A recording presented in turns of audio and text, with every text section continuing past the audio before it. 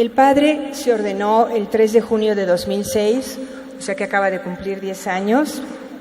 Tiene licenciatura en Sagrada Liturgia, una maestría en Arquitectura y Artes al servicio de la liturgia. Ha trabajado en el Consejo Episcopal Latinoamericano y en la organización del primer Congreso Latinoamericano de Liturgia. También participa en la Conferencia del Episcopado Mexicano. En la Pastoral Litúrgica ha sido secretario ejecutivo y también perito. En la Comisión Pastoral de Liturgia de la Quinta Vicaría también es comisionado. Está en la Escuela de Liturgia es el encargado de liturgia del Congreso Eucarístico Arquidiocesano. Y en la Universidad Pontificia de México es docente en Teología Liturgia, en diplomados de liturgia y también en las maestrías de Historia del Arte Sacro. Tiene 4 publicaciones, 4 libros. El primero se llama La Iniciación Cristiana, Itinerario de Fe. El otro, Talleres para el Cuidado de los Bienes Eclesiásticos y el Arte Sacro. El tercero, A 50 años de la Sacrosanctum Concilium, la relación entre liturgia y vida cristiana, un pendiente impostergable. Y el cuarto, Derecho litúrgico, de la norma a la justicia del rito. Recibamos con un fuerte aplauso al Padre Luis. Padre Luis Arturo.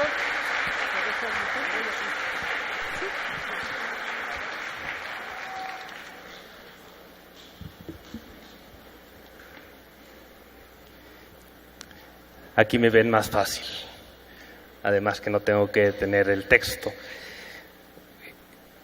Eminentísimo señor cardenal, excelentísimos señores obispos, reverendos padres y todos los que nos congrega precisamente como nos decía nuestro pastor delante del Señor Jesús. Venimos, como ya nos decían en este día, a encontrarnos con el Señor resucitado. Me la puso difícil el señor cardenal porque después de sus palabras quizá lo único que me quede es un poco parafrasearlo. Pero precisamente este momento que iniciamos el simposio, precisamente una de las partes, lo comentaremos de una manera un poco breve. El Congreso tiene este momento que es catequético, es decir, nos quiere ayudar a profundizar, a conocer más quién es ese Señor resucitado, pero en cuanto a quién es el Señor resucitado y cómo es que está presente efectivamente, qué significa su presencia, como le decimos, real en la Eucaristía. Y entonces, ¿qué implicaciones tiene? Porque no podemos jamás celebrar si no conocemos a qué estamos celebrando y qué estamos celebrando.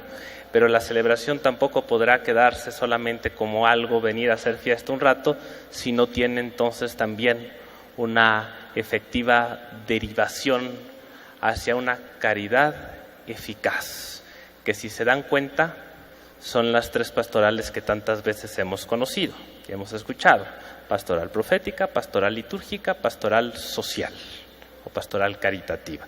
Todo esto brota, como les digo, voy parafraseando con el permiso del señor cardenal, precisamente no podemos partir de otro punto, sino de qué es la Eucaristía. Va a ser más o menos el esquemita que les van a ir pasando, voy siguiendo un poco estos puntos. Primero tenemos que saber qué es la Eucaristía, por necesidad. Después de allí podremos comprender entonces qué es el culto que damos en la Eucaristía, para entonces poder entender qué significa un congreso eucarístico en el que nos encontramos, para entonces, de una manera muy sucinta, pues ver cómo ha ido evolucionando estos congresos eucarísticos, tanto en el ámbito internacional como en el ámbito nacional y arquidiocesano. En la filmina que tienen allí, estoy citando a la Instrucción General del Misal Romano, el libro que ven que usamos para la misa. Antes trae todo un documento que nos quiere indicar no solamente cómo se celebra, sino sobre todo qué se celebra. Y ahí nos dice textualmente que la celebración de la misa, como acción de Cristo y del pueblo de Dios ordenado jerárquicamente, es el centro de toda la vida de la Iglesia. Nada más. Tanto universal como local y para cada uno de los fieles, ya que en ella se tiene la cumbre tanto de la acción por la cual Dios en Cristo santifica al mundo, como la del culto que los hombres tributan al Padre, adorándolo por medio de Cristo, Hijo de Dios, en el Espíritu Santo. ¿De qué nos está hablando aquí el misal romano? Pues nos está dando exactamente, como comentaba el señor cardenal, ¿qué vamos a hacer a la celebración eucarística? Como lo dice la palabra, a celebrar, donde vamos a experimentar la acción de Dios que nos salva, nos santifica, la cumbre de toda la acción santificadora de Dios en el mundo, pero donde también vamos a darle culto a Dios. ¿Qué significa darle culto a Dios? Sintetizándolo en palabras que conocemos. Darle gracias por todo lo que reconocemos que hace por nosotros. Le vamos a presentar, como decimos los sacerdotes, nos habrán escuchado alguna vez cuando no hay canto del ofertorio, que le presentamos el fruto de la tierra, es decir, lo que Él nos ha dado, las bendiciones de Dios en nuestras propias vidas, y del trabajo del hombre, es decir, lo que hemos hecho con lo que Dios nos ha dado. Le vamos a presentar lo que Él nos ha dado y lo que hemos hecho con lo que Él nos ha dado. En pocas palabras, vamos a presentarle nuestra propia vida. Y no hay mayor culto que podamos darle al Padre sino presentarle lo mismo que Él nos ha dado, pero enriquecido por nuestro propio trabajo. Ahí para que apunten, acudiendo a los santos padres, hay una cita muy famosa de San Ireneo de León que dice que la gloria de Dios es el hombre viviente, el hombre vivificado por la bendición de Dios, el hombre que deja que esa bendición verdaderamente lo penetre y Él la transforme en vida para Él y para los demás, acaba dando el culto que efectivamente Dios quiere, los adoradores en espíritu y en verdad. Y la cumbre de todo esto la encontramos en la celebración eucarística, donde vamos efectivamente a hacer y a presentarle esto a Dios. Más adelante dirá la misma instrucción general del misal romano que para que los fieles obtengan con más plenitud los frutos de esa celebración eucarística, lo podrán conseguir apropiadamente si, atendiendo a la naturaleza y a las circunstancias de cada asamblea litúrgica, toda la celebración se dispone de modo que lleve a la consciente, activa y plena participación de los fieles, es decir, de cuerpo y de alma, ferviente en la fe, la esperanza y la caridad, que es la que la Iglesia desea ardientemente, la que exige la misma naturaleza de la celebración y a la que el pueblo cristiano tiene el derecho y que constituye su deber en virtud del bautismo. Estoy parafraseando nuevamente al señor cardenal. O sea, la misa, a la celebración eucarística, no vamos a escucharla, como bien nos decía. Vamos a participar plena, consciente, activa, fructuosamente. Es no solamente una posibilidad, sino es una necesidad. Más adelante el mismo documento dice que efectivamente es el obispo diocesano el primer dispensador de los misterios de Dios en la iglesia particular, a él encomendada. Es el moderador, el promotor y el custodio de la vida litúrgica, pero principalmente en la celebración eucarística celebrada por él mismo y con la participación del presbiterio, de los diáconos y del pueblo, se manifiesta el misterio de la Iglesia.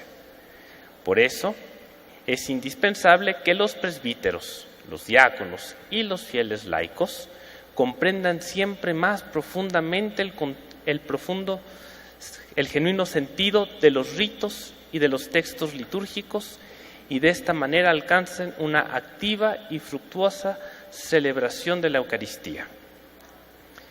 Nos repite un poco lo mismo, pero nos da un dato del todo especial y que vamos a tener la oportunidad de vivirlo en unos minutos más.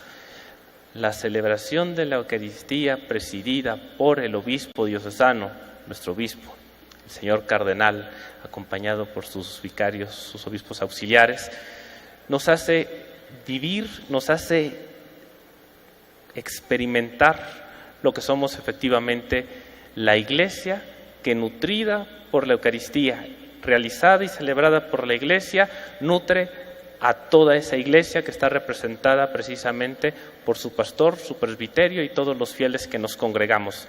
Quiere decir, vamos a tener una experiencia de la Iglesia, de nuestra arquidiócesis de México del todo particular, precisamente cuando participamos en la celebración presidida por nuestro obispo, el señor cardenal. Dejando un poquito de lado el misal romano, su texto es un poco más larguito, lo voy a leer un poquito de corrido. La riqueza es muy grande, es el Papa Benedicto XVI, es la exhortación apostólica post-sinodal Sacramentum Caritatis, que fue la que vino después del sínodo sobre la Eucaristía. El Papa tiene mucho que decirnos también. Y dice, por el sacramento eucarístico Jesús incorpora a los fieles a su propia hora, de modo que nos muestra la unión que ha querido establecer entre Él y nosotros, entre su persona y la Iglesia. En efecto, Cristo mismo, en el sacrificio de la cruz, ha engendrado a la Iglesia como su esposa y su cuerpo. Contemplar al que atravesaron nos lleva a considerar la unión causal entre el sacrificio de Cristo, la Eucaristía y la Iglesia. En efecto, la Iglesia vive de la Eucaristía, ya que en ella se hace presente el sacrificio redentor de Cristo. Se tiene que reconocer ante todo que hay un influjo causal de la Eucaristía en los orígenes mismos de la Iglesia. La Eucaristía es Cristo que se nos entrega, edificándonos continuamente como su cuerpo. Por tanto, en la sugestiva correlación entre la Eucaristía que edifica la Iglesia y la Iglesia que hace a su vez la Eucaristía, la primera afirmación expresa la causa primaria. La Iglesia puede celebrar y adorar el misterio de Cristo presente en la Eucaristía precisamente porque el mismo Cristo se ha entregado antes a ella en el sacrificio de la cruz. Celebramos en la Eucaristía, como recordaba el señor cardenal, esta expresión de la liturgia, cada vez que comemos de este pan y bebemos de este cáliz, anunciamos la muerte del Señor, participamos de su mismo sacrificio, que son las palabras precisamente de San Pablo. La cita sigue un poquito más adelante, ya no me entretengo ahorita en comentarla. De todos modos, en lo que les van a dar de las memorias del Congreso viene la cita larga para que la puedan consultar. De ahí podemos entonces, de esto que no pretendo abarcar aquí todo lo que es la celebración eucarística, son puntos que directamente tienen que ver con el culto eucarístico. Para entonces, de lo que es la Eucaristía, entonces, ¿qué significa acercarnos a un acto de culto en la Eucaristía? Y dice el ritual para la comunión y el culto eucarístico fuera de la misa, hay otro ritualito, a veces no muy conocido, dice que para ordenar y promover rectamente la piedad hacia el Santísimo Sacramento de la Eucaristía, hay que considerar el misterio eucarístico en toda su amplitud, no reducidamente, en toda su amplitud. Y pone un dato que ya resaltaba igualmente el señor cardenal. Tanto en la celebración de la misa, no se puede entender el culto eucarístico sin la celebración eucarística, como en el culto de las sagradas especies que se conservan después de la misa para prolongar la gracia del sacrificio. Dice el mismo ritual más adelante: se recomienda con empeño la devoción privada y pública a la Sagrada Eucaristía, aún fuera de la misa, pues el sacrificio eucarístico es la fuente y el punto culminante de toda la vida cristiana. Los fieles, cuando veneran a Cristo presente en el sacramento, deben recordar que esta presencia proviene del sacrificio de la Eucaristía y se ordena al mismo tiempo a la comunión sacramental y espiritual. Así pues, la piedad que impulsa a los fieles a adorar a la Sagrada Eucaristía los lleva a participar más plenamente en el misterio pascual y a responder con agradecimiento al don de aquel que por medio de su humanidad infunde continuamente la vida en los miembros de su cuerpo. Es decir, nos quiere llevar a experimentar no solamente la muerte por el cual el Señor nos manifiesta ese grande amor que nos ha tenido. Nadie tiene amor más grande que el que da la vida por sus amigos. Se nos quiere llevar efectivamente a que, experimentando ese amor, lo vivamos, la resurrección. No se quede en la muerte, sino precisamente como también respondemos en la misa: anunciamos tu muerte, proclamamos tu resurrección. A eso nos quiere llevar efectivamente todo el culto eucarístico.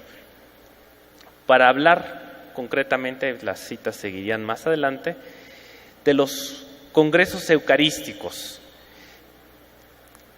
entendiendo que cualquier culto, para que tengan les doy el dato, viene en la hojita pero no lo menciono ahorita, son tres principales manifestaciones del culto eucarístico: la adoración eucarística, las procesiones eucarísticas y los congresos eucarísticos. Obviamente esto es culto eucarístico fuera de la misa, porque la Eucaristía, la celebración eucarística, es el punto culminante del todo el culto que le damos al Padre, por lo tanto es culto eucarístico. Pero fuera de la misa, adoración eucarística, procesión eucarística, congresos eucarísticos. No hablo de los primeros dos, me voy al tercero, en lo que estamos, el congreso eucarístico. El congreso eucarístico quiere ser como una especie de parada, de llegada de la Iglesia. O sea, toda la Iglesia diocesana, la Iglesia local, como es el caso nuestro, o una Iglesia a nivel nacional, a nivel regional o a nivel mundial, se reúne, se congrega en torno a Jesús para precisamente tener un signo de fe y de caridad, precisamente donde la Iglesia, convocada allí, reconoce más plenamente el misterio de la Eucaristía. En este caso, normalmente, como tienen cada congreso un lema, un tema, bajo un aspecto particular. Nosotros tenemos un aspecto particular bajo el cual estamos profundizando en lo que significa la Eucaristía. ¿Sí se acuerdan cuál es ese tema particular?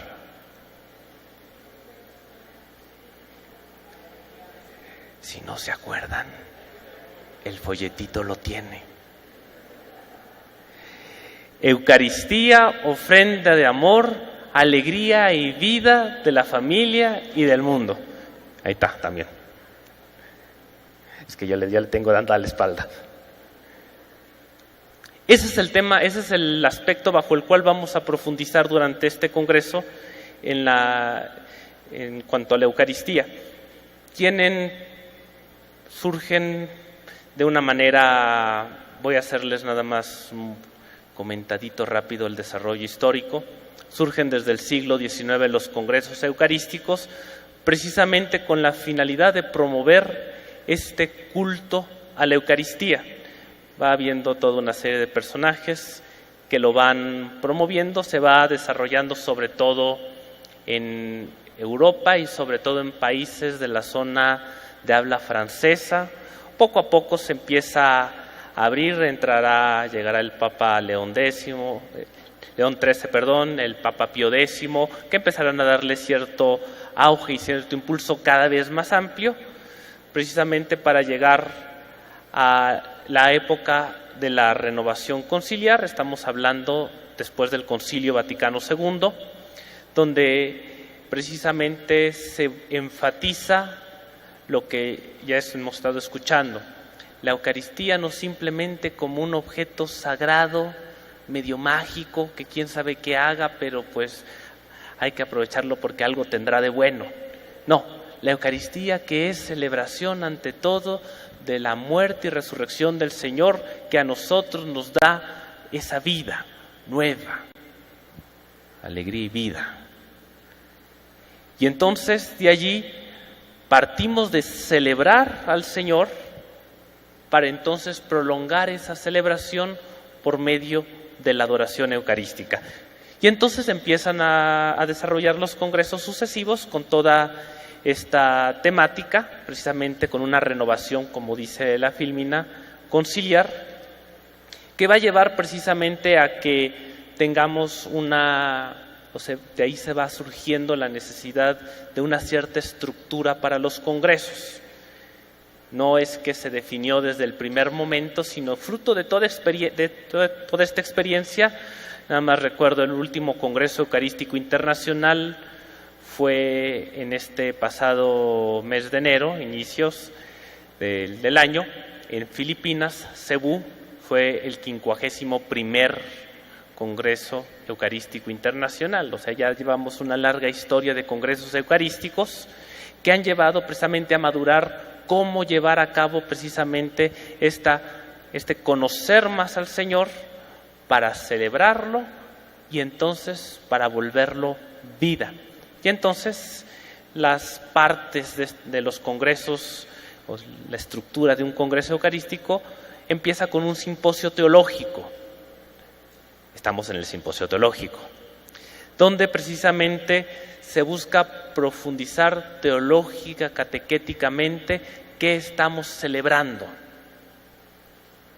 De ahí se tiene una procesión eucarística, uno de las formas de culto eucarístico de las que hablábamos, es decir, quienes han profundizado en lo que significa el Señor, su presencia en la Eucaristía, salen a dar testimonio precisamente en un primer lugar acompañando al Señor por la ciudad, como Dios mediante lo haremos también nosotros el próximo jueves. Y todo esto desemboca en una obra social o social caritativa, es decir, la Eucaristía y la celebración de la Eucaristía no queda como algo que yo recibo y se queda para mí, tiene que necesariamente transformarse en actitudes y acciones concretas hacia los demás. Dicho de otra manera, el amor que recibimos de Dios necesariamente se transforma en amor que compartimos con los demás. Esto es propiamente lo de los congresos eucarísticos. En algunos se da el caso que haya un legado pontificio representante del Santo Padre y la Statio Orbis, esto es propia de los congresos eucarísticos internacionales. En el ámbito mexicano hemos tenido ya 6 congresos eucarísticos nacionales.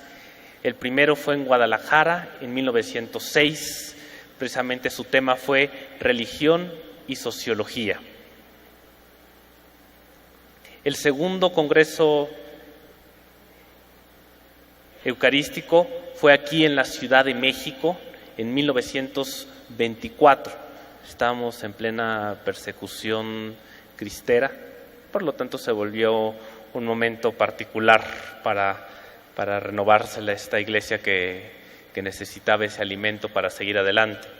El tercer congreso eucarístico pasaron muchos años, fue hasta el año 2000, también aquí en la Arquidiócesis de México. El tema de este congreso fue Jesucristo, único Salvador del mundo, alimento para la vida nueva. El cuarto fue en el año 2008 en Morelia y precisamente el lema fue Jesucristo, Eucaristía, don del Padre y vida para nuestras familias. Y su lema fue Tú eres, Señor, el pan de la vida. El quinto congreso fue hace no mucho, ya fue en el año 2012, en la Arquidiócesis de Tijuana, El tema fue la Eucaristía, mesa fraterna para la reconciliación y la paz, y el lema, denles ustedes de comer. Y el último Congreso Eucarístico Nacional, el sexto en el 2015, tiene poco, fue con el tema Eucaristía, ofrenda de amor, alegría y vida de la familia y del mundo. ¿Les suena conocido? No es casualidad. Este congreso que estamos viviendo quiere efectivamente tomar mucho auge y mucho de los frutos precisamente de este último Congreso Eucarístico Nacional. Ya nos hablarán más adelante a propósito de este congreso. Como conclusión de este es un recorrido muy breve. Queremos precisamente que este Congreso Eucarístico que estamos iniciando con este simposio nos lleve precisamente a reflexionar más partiendo de un tema, partiendo de un aspecto particular de la Eucaristía, para conocer más el sentido y el significado de la presencia continua y constante, presencia real del Señor en el sacrificio eucarístico. Precisamente para que de esta manera nuestra propia vida arquidiocesana se vaya fortaleciendo. El objetivo general, de hecho, de este congreso, como lo tienen en sus hojitas, ahora sí ya vi que no está acá atrás, es propiciar que los fieles de la Arquidiócesis de México conozcan, celebren y vivan cada vez más el misterio eucarístico. Por eso vamos a tener un simposio para conocer más. Vamos a tener las celebraciones para celebrarlo efectivamente. Y todo esto va a derivar o tiene que derivar en vida nueva concretamente para nuestra Arquidiócesis de México. Entonces, estamos un contexto también importante que además de los congresos que han precedido, tanto nacionales, internacionales como arquidiocesanos, el contexto del año jubilar de la misericordia. Dado que la misericordia es, pocas palabras, simplificándolo mucho, el amor de Dios que se hace presente para nosotros, este Congreso Eucarístico Arquidiocesano es el aquí y el ahora, en la que de una manera particular somos convocados como Iglesia para volver a descubrir al Señor, que no deja de tenernos bajo su mirada misericordiosa, manifestándonos ese amor, haciéndonoslo experimentar, la alegría y la vida que Él nos da. ¿Para qué? Para que vayamos y seamos misericordiosos como el Padre. Al descubrir a Jesús como la alegría y vida para nosotros, tendremos que salir nosotros a ser alegría y vida de Dios también para nuestras casas, nuestras familias, nuestros lugares de trabajo y demás. Y la Eucaristía, por lo tanto, necesariamente deriva en la misión, algo que no es nuevo en nuestra Arquidiócesis de México. Somos una iglesia que ya llevamos un largo camino misionero. La Eucaristía reflexionada, la Eucaristía que profundicemos precisamente como misterio en este simposio, que celebremos cada día, nos tiene que llevar necesariamente a reforzar ese ímpetu misionero que ya llevamos como iglesia arquidiocesana. Por lo tanto, para ponerlo en una frase, la Eucaristía, como síntesis de este congreso, nos tiene que llevar a un compromiso personal y eclesial de llevar la presencia de Dios, esa misma presencia de la Eucaristía, saberla llevar cada día a nuestras vidas. Pues sería básicamente de manera muy sucinta lo que hoy les quería presentar. Muchas gracias.